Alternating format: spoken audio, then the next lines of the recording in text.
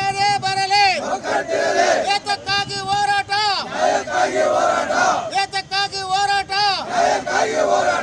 ಏತಕ್ಕಾಗಿ ಹೋರಾಟ. ಕನ್ನಡನಾಡು ರೈತ ಸಂಘಕ್ಕೆ, ಕನ್ನಡನಾಡು ರೈತ ಸಂಘಕ್ಕೆ, ಕನ್ನಡನಾಡು ರೈತ ಸಂಘಕ್ಕೆ, ಕನ್ನಡನಾಡು ರೈತ ಸಂಘಕ್ಕೆ ನ್ಯಾಯ ಬೇಕು. ಏತಕ್ಕಾಗಿ ಹೋರಾಟ, ನ್ಯಾಯಕ್ಕಾಗಿ ಹೋರಾಟ, ಎಲ್ಲಿಯವರೆಗೆ ಹೋರಾಟ, ಏನೇ ಬರಲಿ ಬೇಕು, ನ್ಯಾಯ ಬೇಕು. ಏತಕ್ಕಾಗಿ ಹೋರಾಟ, ಎಲ್ಲಿಯವರೆಗೆ ಹೋರಾಟ. ಕನ್ನಡ ನಾಡು ರೈತ ಸಂಘದ ವತಿಯಿಂದ ಈ ರೈತನಿಗೆ ಆಗಿರತಕ್ಕಂಥ ಹೋರಾಟ ಮೋಹನ್ ಮತ್ತು ಹೆಂಡತಿ ಶ್ರೀಮತಿ ಶೋಭಾ ಇವರುಗಳು ಕೆ ವೀರನಗೌಡ ಎಂಬ ನಮ್ಮ ರೈತನಿಗೆ ಜಮೀನು ಮೇಲ್ಕಂಡ ವಿಷಯ ಏನಪ್ಪ ಅಂದರೆ 2013ನೇ ಇಸ್ವಿಗೆ 11,25,000 ರೂಪಾಯಿ ಬಡ್ಡಿಯಂತೆ ರೈತ ಸಂಘದ ವತಿಯಿಂದ ನಮ್ಮ ಹಿರಿಯ ರೈತ ಮುಖಂಡರಾದಂಥ ವೀರನಗೌಡ ಅವರು ಈ 2013ನೇ ಇಸ್ವಿಯಲ್ಲಿ 11,25,000 ತಮ್ಮ ಗೃಹ ಬಳಕೆಗೆ ಮತ್ತು ಕೃಷಿ ಚಟುವಟಿಕೆಗಳಿಗೆ ಸಾಲ ಪಡೆದಿರುತ್ತಾರೆ.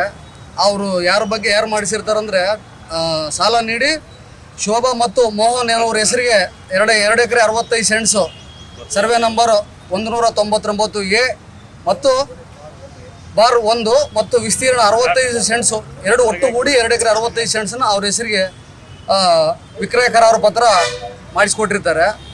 ಇದಕ್ಕೆ ಯಾವುದೇ ಕಾಲದ ಮಿತಿ ಇಲ್ಲದೆ ತಾವು ಬಡ್ಡಿ ಮತ್ತು ಅಸಲು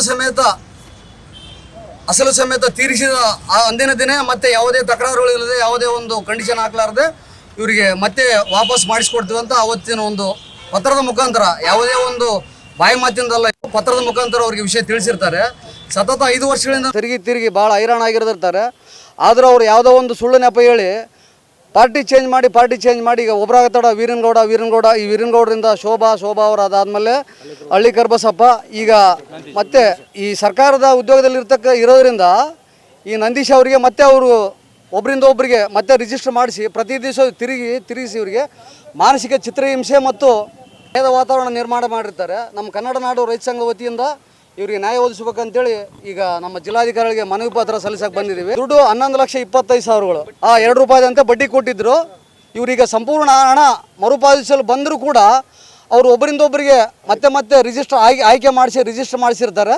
ಇವರು ಸಂಪೂರ್ಣ ಹಣ ವಾಪಸ್ ಕೊಡ್ತು ಅಂತ ಬಂದು ಅವ್ರಿಗೆ ಬೇಡಿಕೊಂಡ್ರು, ಎಷ್ಟು ವಿನಂತಿಸಿಕೊಂಡ್ರು ಇವ್ರಿಗೆ ಯಾವುದೇ ರೀತಿ ಮರ್ಯಾದೆ ಕೊಡಲಾರದ ರೀತಿ ವರ್ತನೆ ಮಾಡಿ ಇವರಿಗೆ ಭಾಳ ಮಾನಸಿಕವಾಗಿ ಹಿಂಸೆ ಕೊಟ್ಟಿರೋದ್ರಿಂದ ನಾವು ಕನ್ನಡ ನಾಡು ರೈತ ಸಂಘ ವತಿಯಿಂದ ಇವರಿಗೆ ನ್ಯಾಯ ಒದಗಿಸಬೇಕು. ಅವರು ಹಳ್ಳಿ ಕರ್ಬಸಪ್ಪ ಅವರು ಬಳ್ಳಾರಿ ಒಬ್ಬ ಅತ್ಯುತ್ತಮ ಡಾಕ್ಟರ್.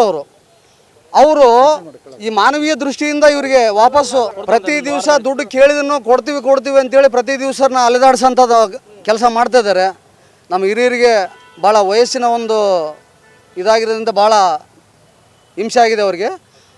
ಅದಕ್ಕಾಗಿ ನಾವು ಕನ್ನಡ ನಾಡು ರಾಜ್ಯ ರೈತ ಸಂಘ ಮತ್ತು ಜಿಲ್ಲಾಧಿಕಾರಿಗಳಿಗೆ ಮನವಿ ಪತ್ರ ಸಲ್ಲಿಸಿ ಅವ್ರ ವಿರುದ್ಧ ಈಗ ಆಲ್ರೆಡಿ ಕೋರ್ಟ್ನಾಗ ದಾವೆ ಹೂಡಿದ್ದಾರೆ ಇವರು ವೀರನಗೌಡರವರು.